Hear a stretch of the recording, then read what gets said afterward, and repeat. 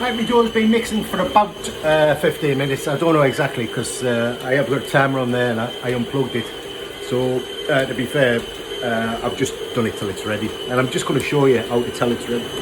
If you have a look on the inside there, oh, there we go. I'll get the right bit in. You'll see the dough coming away from the base of the bowl. Up to that point, it kind of sticks around everything, so it doesn't cleanly come away from the bowl. So we can stop that now, which is telling me that it should be, the gluten should be worked enough because it's able to hold together in a ball. And here we go. Is it stretchy? Well, I think we can conclude that it's stretchy, which is exactly what we want. So here we go. Let's get this off. Clean this up. Let's get that off there. Always best, just from a practical point of view, not because you need the last bit of dough off this, it's just for practicality when it goes in the dishwasher. If you don't get those bits off, they're the ones that don't ever come off. So anyway, unless you're washing by hand, which if you do, that's highly admirable. But if not, get it off, save yourself a little job. Right, this should come away from the bowl fairly clean in one piece. So we're going to confidently go with one big scoop, and there we go. A little bit stuck in there. There we go. A little bit. But we got pretty much, it's all holding together, which is exactly what we want. And now, again, this is your flour. We do not use flour. If I just pull that back a bit, you can see where I am. That might be a little bit better. Yeah, that's a bit better. I'm talking to you as if you're going to answer me, which I would be, I'm more surprised if you did, because you can't, because you can't hear. Right, anyway, so there's my dough. It's looking fairly neat to start with, but all I'm going to do, think of this as a wallpaper scraper. Think of using it as, you've got a bit something hard on there, like a bit of food stuck on, and if you're going to get it off, you wouldn't, you'd give it a confident scrape to get it off. Same thing with this. And all we're going to attack it from all sides, but confidently like that. And if it sticks to you, don't worry about it, like that. Just keep on going, confidently. Just confidently go around.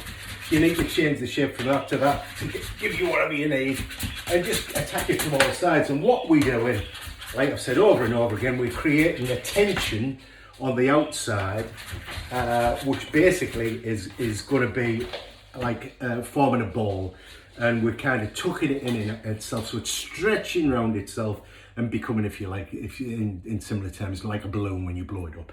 So we're creating that tension in the dough.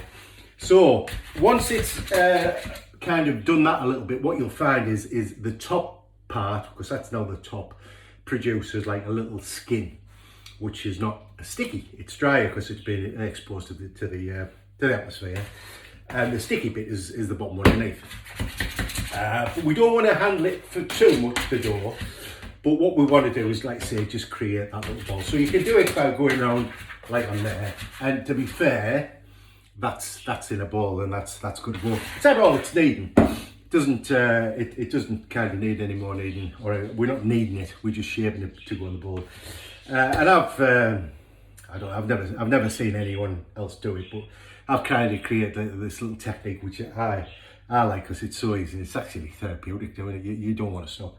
I call it the rock and roll of the dough well, but you're literally rocking and rolling it like that. You're rocking and rolling the dough, you're scraping underneath like that, and it's just, honestly, I'm doing it not because it needs to. I just like doing it, to be fair. I don't know. It's one of those things that I quite enjoy doing. Anyway, that's it. Before you think I'm mad, I'm just going to crack on. There we go, in the bowl, done. And all I'm going to do now, cover that. We've done nothing hard so far, nothing difficult at all. That's done all the work. And if you haven't got one of those, you can do it by hand, but it will be a little bit more challenging. Take a bit more time, but you can do it.